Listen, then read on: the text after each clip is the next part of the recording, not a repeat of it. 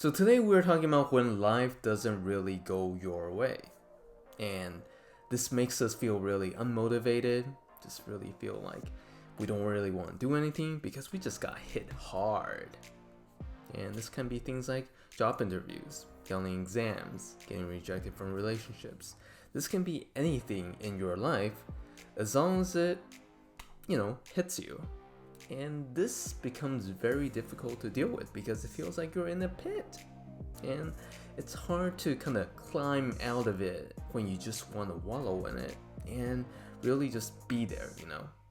And the worst part is there is nothing you can do about it, or at least it kind of feels that way because you don't really control the interviewer, and there's probably some things you could have done to prepare better, but you didn't, and sometimes you can't because you don't know the situation, and there's probably something like you could have smiled more, but we can't go back in time and we have to deal with it.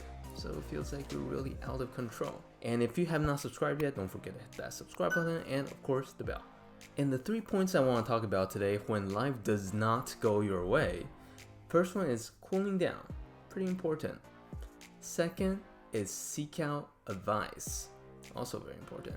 And the third part is changing the pattern and breaking them. So let's get into it. So the first thing that you want to do is cool down.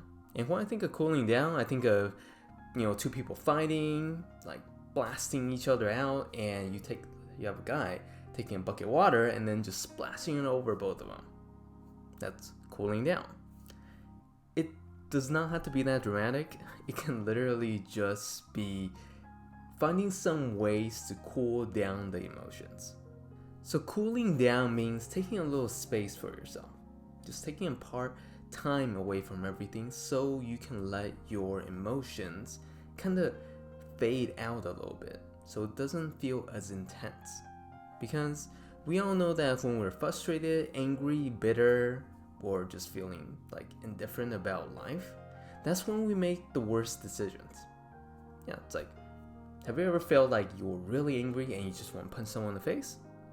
Yeah, like I hope that you didn't, because when you punch someone, there are consequences, and there are things that after you say, you can't take it back. That's why we want to cool our heads down so that we will be able to make a better decision to not ruin the rest of our lives because of one single event. So how do you do this? Some people say sleep on it. Yep, literally don't do anything, go to bed, sleep on it, and wake up tomorrow feeling a little more refreshed so that you can think a little more clear. And then if it still isn't that way, just go through the day, don't do anything else, sleep on it again, and make yourself feeling more distant from the situation so that you can look at yourself from a third person perspective and see what exactly is the best decision for you then. The second aspect is seeking out advice. And I don't just mean like any advice. I mean advice that actually gives you perspective, and it's not always advice that agrees with you. Because when we don't feel very good, we go to our friends or we just stay in our house and then we try to manage everything. The things that we hear the most are people that agree with us and the thoughts are in our heads, which also agrees with us.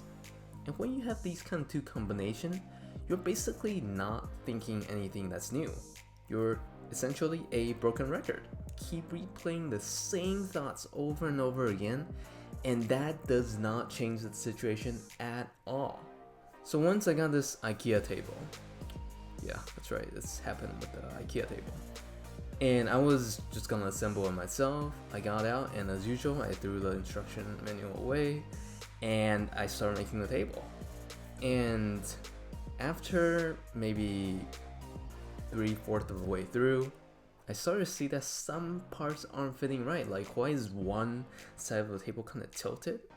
And then I had to unscrew everything and then try to get all the legs back on again to switch side with another, mix and match, and still doesn't work. I was like, oh shoot. And this whole time, I was like, I can do it better than the manual. The manual doesn't know what it's talking about. I can do it myself. And it took me probably 3 times as long as I could have gotten it. But all this is to say is that you want to be smart, not like when I was before, and get advice that's actually helpful and not just what we're thinking. Now the last part is breaking the pattern. For most of our lives, we follow the same kind of routine, the exact same one.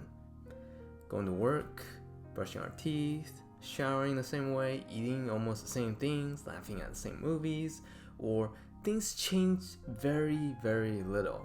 And we want different things in our lives, but for the most of our lives, it's pretty much the same.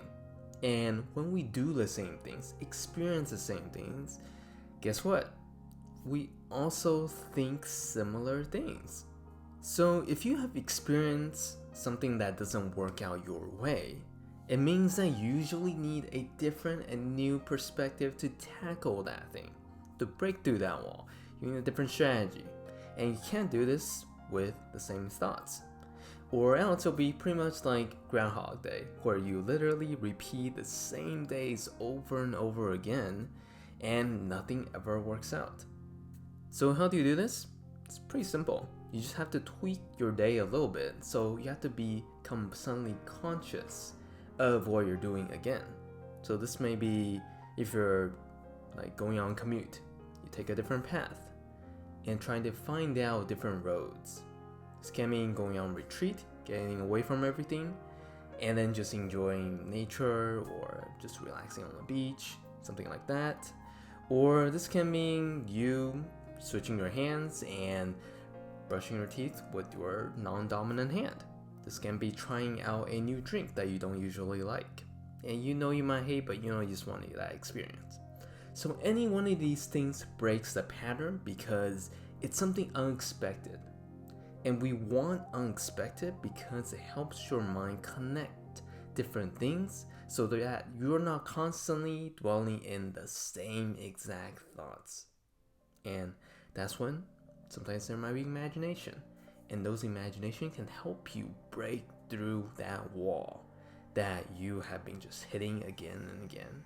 And it feels like nothing can change. So those are just 3 ways I really recommend for when you are, just hitting that wall, feeling like nothing's really going your way. Because sometimes we see that wall and we're like, am I supposed to break my arm trying to go through this wall? Doesn't make much sense, does it? So we had to really think about different things, and when facing a situation, there are usually multiple ways that we can tackle it, and it's up to us to find the different ways. So hopefully this helps, and if you like it, like, subscribe, comment, like those things. And I will talk to you guys next time. And if you have any questions, let me know down below.